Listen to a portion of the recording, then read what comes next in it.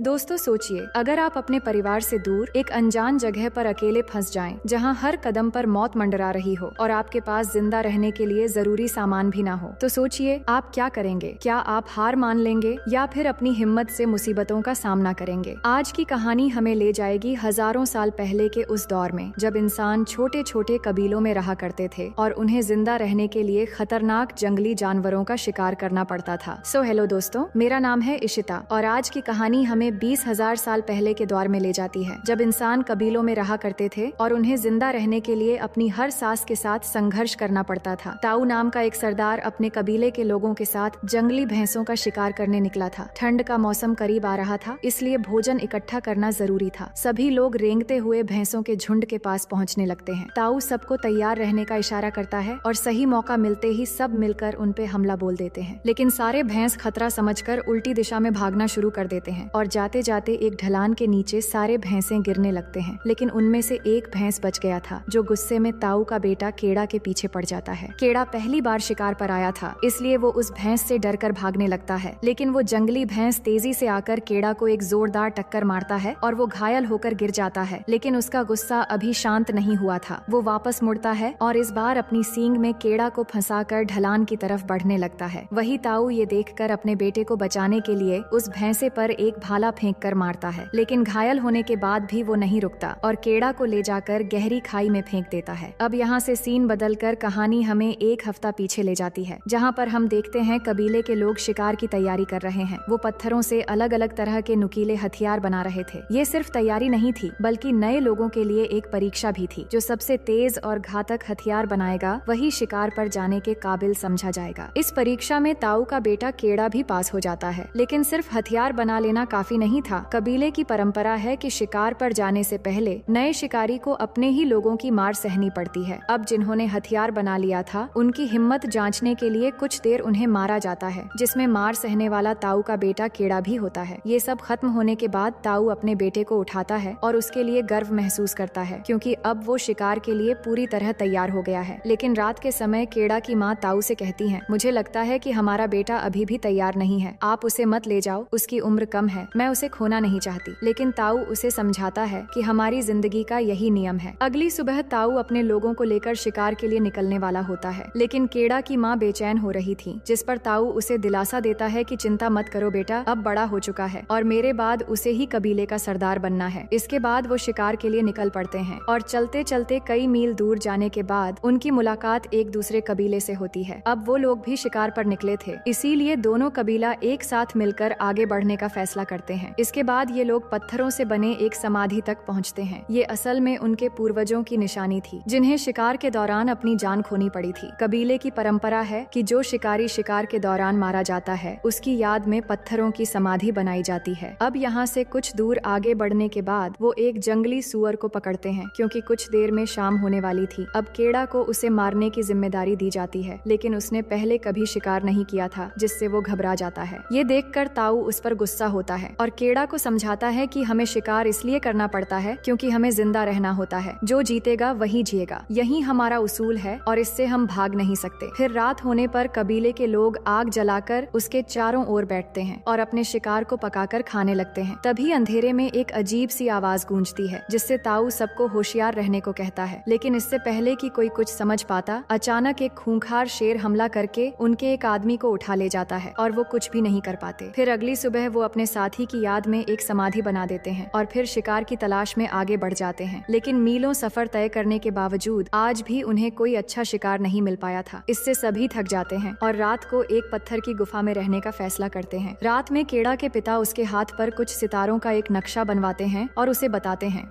अगर तुम रात में सफर करते हुए इन सितारों का पीछा करोगे तो अपने कबीले तक पहुंच जाओगे। ये हमारे सभी लोगों के हाथों में बनाया जाता है, ताकि अगर कोई शिकार के दौरान भटक जाए तो इन सितारों की मदद से वो घर लौट सके। फिर उसे समझाते हैं कि देखो बेटा, एक मुखिया ही झुंड की असली ताकत होता है, इसलिए उसे सबसे ज्यादा मुसीबतों का सामना करना पड़ता है। और याद रखना, एक मुखिया की हिम्मत ही उसका सबसे बड़ा हथियार होता है। फिर सुबह होते ही ये लोग जब शिकार के लिए बढ़ रहे थे, तो एक जगह पहुँचने पर उन्हें जंगली भैंसों के पैरों के निशान मिलते हैं। इसके बाद सभी लोग सतर्क हो जाते हैं और धीरे धीरे जमीन पर रेंगते हुए भैंसों के झुंड के करीब पहुंचने लगते हैं और सही मौका मिलते ही उन पर हमला कर देते हैं। और यही वो सीन था जिसे हमने कहानी की शुरुआत में देखा था। इसके बाद जब बाकी लोग खाई के किनारे पहुंचते हैं तो देखते हैं कि केड़ा अब भी किनारे से लटका हुआ है, लेकिन इससे पहले कि वो उसे बचाने के लिए कुछ कर पाते, वो एक पत्थर के ऊपर जाकर जोर से गिरता है। ये देखकर ताऊ तुरंत उसे बचाने के लिए नीचे जाने की कोशिश करता है, लेकिन उसके लोग उसे रोक लेते हैं और उसे समझाते हैं कि इतनी ऊंचाई से गिरने के बाद कोई भी जिंदा नहीं बच सकता। लेकिन ताऊ अपने साथियों की बात मानने को तैयार नहीं था। वो खाई के किनारे बैठकर बार बार अपने बेटे को आवाज लगाने लगता है, लेकिन कोई जवाब नहीं आता। जैसे जैसे रात होने लगती है, ताऊ को भी यकीन होने लगता है कि शायद अब उसका बेटा इस दुनिया में नहीं रहा, और उसके साथी भी उसे बहुत समझाते हैं। फिर अगली सुबह कबीले के लोग बहुत दुखी होकर केड़ा को आखिरी श्रद्धांजलि देते हुए पत्थरों से उसकी एक समाधि बनाते हैं और ताऊ अपने बेटे के लिए बहुत रोता है। इसके बाद सभी अपना किया हुआ शिकार लेकर कबीले की ओर लौट जाते हैं, लेकिन उनके जाने के कुछ समय बाद हम केड़ा को देखते हैं, जिसको मरा हुआ समझकर उसके पास एक गिद्ध आता है और जैसे ही उसे नोचने वाला होता है तभी वो होश में आकर एक झटके से गिद्ध को नीचे फेंक देता है। अब खुद को इतनी ऊंची खाई में देखकर वो बहुत ज्यादा घबरा जाता है और मदद के लिए आवाज लगाने लगता है, लेकिन सभी लोग तो जा चुके थे और उसे एहसास हो जाता है कि अब उसकी मदद के लिए कोई नहीं आने वाला। पर वो हार नहीं मानता और अपनी पूरी ताकत लगाकर चट्टान के सहारे लटक कर रह जाता है, और शायद उसकी किस्मत भी उसे एक और मौका देना चाहती थी। कुछ ही देर में बारिश शुरू हो जाती है और बारिश के पानी से नीचे की खाई धीरे धीरे एक नदी में बदलने लगती है। ये देखकर वो समझ जाता है कि अगर उसे बचना है तो उसे नदी में छलांग लगानी होगी। फिर वो पानी की गहराई का अंदाजा लगाकर नीचे कूद जाता है और पानी में गिरते ही तुरंत बेहोश हो जाता है। अगले दिन जब उसे होश आता है तो वो खुद को एक दूसरी जगह पर पाता है। वो किसी तरह बच तो गया था, लेकिन ऊंचाई से कूदने की वजह से उसके एक पैर की हड्डी मुड़कर उसमें सूजन आ गई थी। सबसे पहले वो पास में जमा हुआ पानी पीकर अपनी प्यास बुझाता है और फिर हिम्मत जुटाकर पैर को पत्थरों के बीच फंसाकर मुड़ी हुई हड्डी को ठीक कर लेता है। फिर लकड़ी के सहारे अपने पैर को किसी तरह चलने लायक बनाता है। इसके बाद अब वो किसी तरह चलते हुए उसी चट्टान के ऊपर पहुंचता है जहां से वो गिरा था, लेकिन वहां पहुंचकर जब उसे अपनी ही समाधि बनी हुई दिखती है तो वो पूरी तरह से टूट जाता है और रोने लगता है। तभी उसे आसपास कुछ अजीब आवाजें सुनाई देती हैं। वो तुरंत सतर्क हो जाता है और खतरे से बचने के लिए पास के एक सूखे पेड़ पर चढ़ जाता है और पूरी रात उसी पेड़ पर गुजारता है। फिर अगली सुबह जब वो पानी पीने जाता है तो अचानक उसकी नजर भेड़ियों के एक झुंड पर पड़ती है। वो भेड़िया तेजी से उसकी ओर बढ़ने लगते हैं। ये देखकर केड़ा अपनी जान बचाने के लिए तुरंत वापस उसी पेड़ पर चढ़ने की कोशिश करता है, लेकिन तभी एक भेड़िया उसका पैर पकड़कर नीचे खींचने लगता है तो वो तुरंत अपना हथियार निकालकर भेड़िए पर वार करता है, जिससे वो घायल होकर पीछे हट जाता है और वो जल्दी से पेड़ के ऊपर पहुंच जाता है। अब भेड़िए घात लगाकर नीचे खड़े थे और वहां से नहीं जा रहे थे, इसलिए उसे पूरी रात इसी पेड़ पर बितानी पड़ती है। अगली सुबह देखते हैं कि वो घायल भेड़िया वहीं नीचे पड़ा है और बाकी सब जा चुके थे, इसलिए केड़ा उठकर सबसे पहले अपने चाकू से एक हथियार बनाता है उस भेड़िए को मारने के लिए, क्योंकि वो ये बात अच्छे से जानता था कि अगर उसने भेड़िए को नहीं मारा तो ये उसे मार देगा। लेकिन जैसे ही वो वार करने के लिए आगे बढ़ता है उसकी नजर भेड़िए की आंखों पर पड़ती है, जिससे केड़ा का दिल पिघल जाता है और वो उसे मारने का इरादा बदल देता है। लेकिन भेड़िए को खुला छोड़ना भी खतरनाक था, इसलिए वो उसकी मुंह को एक रस्सी से बांध देता है और उसे कंधे पर उठाकर पास की नदी तक ले जाता है ताकि उसके जख्मों की सफाई कर सके। रात होने पर बाकी भेड़ियों के खतरे से डर के वो पास की एक गुफा में जाकर सहारा लेता है और वहाँ किसी तरह एक और रात गुजार लेता है। फिर अगली सुबह जागने के बाद वो गुफा से बाहर निकलकर कुछ जड़ी बूटियों को इकट्ठा करता है और उन्हें पीसकर अपने जख्म पर लेप लगाता है। इसी बीच जब वो पानी पी रहा होता है तो अचानक देखता है कि भेड़िया अपने मुंह पर बंधी हुई रस्सी को खोल चुका था। ये देखकर वो पहले तो घबरा जाता है, लेकिन फिर सावधानी से आगे बढ़कर उसे पानी देता है। भेड़िया पहले तो गुस्से में गुर्राने लगता है, लेकिन वो खुद भी प्यासा था, इसलिए पानी पीने लगता है। अब केड़ा का ये बर्ताव देखकर भेड़िया भी समझने लगा है कि उसे कोई खतरा नहीं है, लेकिन भेड़िया अभी भी पूरी तरह ठीक नहीं हुआ था, तो वो उसका जख्म साफ करके उस पर जड़ी बूटियों का लेप लगा देता है। अब शाम होने से पहले केड़ा एक खरगोश का शिकार करता है। किसी को मारने का मन तो नहीं था, पर जीने के लिए ऐसा करना ही पड़ेगा। फिर गुफा में आकर बहुत मुश्किल के बाद आग जलाने में वो सफल हो जाता है। अब आग जलाकर खरगोश को पकाकर खाने लगता है, क्योंकि पिछले कई दिनों से उसने कुछ नहीं खाया था। इसके बाद वो भेड़िए को भी कुछ खाने के लिए देता है, क्योंकि वो अच्छे से समझ रहा था कि भेड़िया भी बिल्कुल उसी की तरह जख्मी है और वो भी अपनी जान बचाने की कोशिश में है। इसके बाद वो पत्थरों से कुछ और नुकीले हथियार बनाता है, क्योंकि कल सुबह होते ही वो अपने कबीले की तरफ निकलने वाला था। काफी रात हो जाती है और वो गुफा के सामने बैठा होता है। भेड़िया भी काफी ठीक हो चुका था, जो धीरे धीरे आकर उसके पास बैठता है। केड़ा अपने हाथ पर बने उन सितारों को देखकर अपने माता पिता और घर को याद करने लगता है और भेड़िए से भी बातें करने लगता है कि तुम्हें भी अपने झुंड की याद आ रही होगी। मेरे माता पिता भी शायद मेरे लिए बहुत रो रहे हैं। मैं कैसे भी करके उनके पास जाना चाहता हूँ। कुछ दिनों में जाने के रास्ते में बर्फ गिरने लगेगी, लेकिन उससे पहले मैं किसी भी हाल में उन तक पहुँचने की कोशिश करूंगा। फिर अगले दिन वो अपने घर जाने के लिए रवाना होता है और साथ ही उस भेड़िए को उसके झुंड में लौट जाने के लिए कहता है। पर काफी कोशिश के बाद भी जब भेड़िया यहाँ से नहीं जाता तो वो अकेले ही यहाँ से रवाना हो जाता है। लेकिन उसके निकलते ही वो भेड़िया उसके पीछे पीछे आने लगता है। काफी दूर आगे जाने पर वो देख लेता है कि वो भेड़िया उसका पीछा कर रहा है। वो उसे रोकने की बहुत कोशिश करता है, पर केड़ा के आगे बढ़ते ही वो फिर से पीछा करने लगता है। उसे डराने के लिए एक लकड़ी भी फेंक कर मारता है, पर वो भेड़िया डरने की बजाय लकड़ी को मुंह से उठाकर केड़ा के पास आने लगता है। असल में भेड़िए को केड़ा के साथ लगाव हो चुका था, क्योंकि केड़ा ने उसकी बहुत देखभाल की थी। अब थोड़ा आगे जाने पर इन दोनों की नजर कुछ जंगली सुअरों पर पड़ती है। ये देखकर भेड़िया शिकार करने के लिए उनकी तरफ भागता है और फिर एक सुअर को दौड़ाकर केड़ा की तरफ ले आता है, लेकिन केड़ा थोड़ा घबराकर गिर जाता है, जिससे सुअर भाग निकलता है। अब यहाँ पर भेड़िए को देखकर लग रहा था कि वो केड़ा से काफी निराश है, क्योंकि उसके घबराने से शिकार हाथ से निकल गया। हालांकि इसके बाद दोनों में अच्छी दोस्ती हो जाती है और दोनों आगे बढ़कर एक जगह पर रात गुजारते हैं। फिर अगले दिन दोनों साथ मिलकर शिकार करते हैं। इसके बाद हम दोनों को एक झील में एक साथ नहाते हुए देखते हैं। दोनों में एक गहरी दोस्ती हो गई थी और एक दूसरे का साथ पाकर वो बहुत खुश नजर आ रहे थे। केड़ा अपने इस दोस्त का नाम अल्फा रखता है। अब हम देखते हैं कि सर्दियों का मौसम आ चुका है और चारों तरफ बर्फ की चादर ढंकने लगी है। इस बार दोनों मिलकर बहुत बहादुरी से एक जंगली सुअर का शिकार करते हैं और रात होने पर उस शिकार को मिलकर खाने लगते हैं। तभी केड़ा को कोई आवाज सुनाई देती है तो वो खतरा समझकर होशियार हो जाता है, पर उनके सामने एक और भेड़िया आता है जो असल में अल्फा के झुंड से था और ये अल्फा को ढूंढते हुए यहाँ आया था। ये देखकर केड़ा समझ जाता है कि अल्फा को उसके झुंड के साथ ही रहना चाहिए, इसलिए वो उसे जाने के लिए कह देता है और अल्फा भी अपने साथी के साथ वहाँ से निकल जाता है। अब अगले दिन से केड़ा अकेले ही अपना सफर जारी रखता है, लेकिन मौसम बहुत ही ज्यादा खराब हो चुका था और चारों तरफ बर्फ ही बर्फ थी। चारों तरफ ठंडी बर्फीली हवाएं चल रही थीं, लेकिन केड़ा को अपना सफर जारी रखना ही पड़ेगा, इसलिए वो बिना रुके अपना सफर जारी रखता है। रास्ते में जहाँ गुफा मिलती है वहाँ वो रात के लिए कुछ देर आराम भी करता है। रात को वो अपने माता पिता को सपने में देखता है कि वो उसके लिए बहुत दुखी और परेशान है। इस तरह अपने हाथ में बने सितारों की मदद से अंदाजा लगाकर वो आगे बढ़ता ही रहता है। फिर एक दिन सफर के दौरान जब वो आगे बढ़ रहा था तभी सामने कुछ भेड़ियों के साथ उसे अल्फा भी नजर आ जाता है, इसलिए वो भागते हुए उसके पास जाने की कोशिश करता है। लेकिन वो जहाँ भाग रहा था वहाँ असल में एक झील थी जो बर्फ की वजह से जम गई थी। तभी अचानक नीचे की बर्फ टूटकर वो गहरे पानी में चला जाता है। वो घबराकर ऊपर आने की कोशिश करने लगता है, पर उसे बाहर आने का रास्ता नहीं मिल रहा था। बाहर से अल्फा भी उसे मदद करने की कोशिश कर रहा था और इधर केड़ा की सांसें फूल रही थीं और वो कुछ कर भी नहीं पा रहा था। लेकिन फिर वो कैसे भी करके अपना चाकू निकालता है और बहुत मुश्किल से बर्फ की परत को तोड़कर जल्दी से ऊपर निकल आता है, जिसमें अल्फा भी उसकी मदद करता है। इसके बाद वो जल्दी से एक जगह पर आग लगाता है और अपने गीले कपड़े निकालकर खुद को गर्म करने लगता है। फिर अगली सुबह वो अल्फा को साथ लिए अपना सफर जारी रखता है। कुछ घंटे चलने के बाद केड़ा की नजर टेंट के बाहर बैठे एक आदमी पर पड़ती है। उसे देखकर वो काफी खुश होता है, पर उसके पास जाकर देखता है तो उसे पता चलता है कि ये आदमी ठंड की वजह से मर चुका था। ये देखकर उसे बहुत दुख होता है और टेंट के अंदर जाने के बाद भी उसे कुछ भी नहीं मिलता। लेकिन उस आदमी का एक धनुष उसे मिलता है, जिसे लेने के बाद वो अल्फा के साथ आगे बढ़ता है। दोनों इसी तरह बर्फीले तूफान से गुजरते हुए आगे बढ़ते जा रहे थे, लेकिन कुछ दूर आगे जाने के बाद उन्हें एक और मुसीबत का सामना करना पड़ता है। इनके पीछे जंगली कुत्तों का एक झुंड पड़ जाता है, जिन्हें देखकर वो अपनी जान बचाने के लिए भागना शुरू कर देते हैं और आगे जाकर एक गुफा के अंदर सहारा लेते हैं। गुफा के अंदर वो घात लगाकर कुत्तों पर हमले के लिए तैयार रहते हैं, पर वो कुत्ते उन्हें बिना देखे कहीं और चले जाते हैं, जिससे वो थोड़ी देर के लिए चैन की सांस लेते हैं। लेकिन उन्हें पता नहीं था कि जिस गुफा में उन्होंने सहारा लिया है वो एक खूंखार ब्लैक पैंथर का गुफा है। वो कुछ समझ पाते कि तभी वो ब्लैक पैंथर आकर केड़ा पर हमला कर देता है, लेकिन अल्फा बीच में आकर उससे भीड़ जाता है और इस लड़ाई में अल्फा को कमजोर पड़ते हुए देखकर केड़ा हिम्मत करके उस पर तीर मार देता है, जिससे वो तुरंत मर जाता है। अब अल्फा तो बच गया था, लेकिन बहुत ज्यादा जख्मी होने की वजह से वो बेहोश हो जाता है। इसके बाद केड़ा उसके घाव की सफाई करता है और उसे बचाने की पूरी कोशिश करता है और जान बचाने के लिए अपने इस वफादार दोस्त का शुक्रिया अदा करता है और उसे कभी न छोड़ने का वादा करता है। अगले दिन दोनों फिर से अपने सफर पर निकलते हैं और धीरे धीरे आगे बढ़ने लगते हैं। कई मीलों की दूरी तय करने के बाद आखिरकार केड़ा को वो समाधि मिल जाती है जिसे उसके पूर्वजों ने बनाया था। इसका मतलब कि वो अब तक सही दिशा में था और अब अपने कबीले से ज्यादा दूर नहीं है। वो बहुत ही ज्यादा खुश होता है और अल्फा के साथ आगे बढ़ना जारी रखता है। लेकिन कुछ दूर जाने के बाद अचानक अल्फा जमीन पर गिर जाता है। घाव और कमजोरी की वजह से अब उसमें चलने की ताकत नहीं बची थी। केड़ा ये सब समझ जाता है और बिना समय गवाए अल्फा को अपने गोद में उठाकर आगे बढ़ने लगता है। बर्फीली तूफान बहुत ही ज्यादा तेज हो चुकी थी, जिससे आगे बढ़ना मुश्किल हो रहा था। लेकिन केड़ा हिम्मत नहीं हारता और आखिरकार बहुत मुश्किल से एक जगह पहुंचने के बाद उसे दूर से अपना कबीला दिखाई देने लगता है। इतने दिनों के बाद अपने घर को देखकर उसके खुशी का कोई ठिकाना नहीं था। इसके बाद वो धीरे धीरे लड़खड़ाते हुए अपने कबीले तक पहुंचता है और जमीन पर गिर जाता है। उसके माता पिता तुरंत दौड़कर उसके पास आते हैं। वो तो मान चुके थे कि उन्होंने अपने बेटे को हमेशा के लिए खो दिया है, लेकिन अब उसे जिंदा देखकर वो बहुत खुश हो जाते हैं। फिर केड़ा टूटी हुई आवाज में अपने पिता से कहता है, अल्फा को बचा लीजिए, उसे कुछ नहीं होना चाहिए। इतना कहकर वो बेहोश हो जाता है। कुछ घंटे बाद जब उसे होश आता है तो वो अपने घर में होता है। उसके माता पिता और कबीले के सभी लोग उसके पास थे और अल्फा भी उसके पास में ही लेटा हुआ था। लेकिन यहाँ उन्हें पता चलता है कि अल्फा ने कुछ बच्चों को जन्म दिया है। ये देखकर सभी लोग चौंक जाते हैं, यानी कि अल्फा एक फीमेल भेड़िया थी और वो पूरे सफर के दौरान प्रेग्नेंट थी। लेकिन इसके बावजूद भी अल्फा ने एक एक कदम उसका साथ दिया और कई बार उसकी जान भी बचाई। ये सोचकर केड़ा का दिल और भी भर आता है और अपने दोस्त को गले लगाकर दिल से उसका शुक्रिया अदा करता है। अब कहानी के आखिर में देखते हैं कि कुछ हफ्ते बीत जाते हैं, जहाँ अल्फा के बच्चे अब काफी बड़े हो चुके हैं और वो बच्चे सच में बहुत ही ज्यादा प्यारे हैं। कई मुश्किलें और संघर्ष के बाद केड़ा आखिरकार अपने घर लौट आया था, लेकिन अब वो अकेला नहीं था। अल्फा और उसके सारे बच्चे भी अब उनके परिवार का हिस्सा बन चुके थे और इसी खूबसूरत मोड़ पर ये कहानी खत्म हो जाती है। तो दोस्तों, मैं उम्मीद करती हूँ कि ये कहानी आपको बेहद पसंद आई होगी।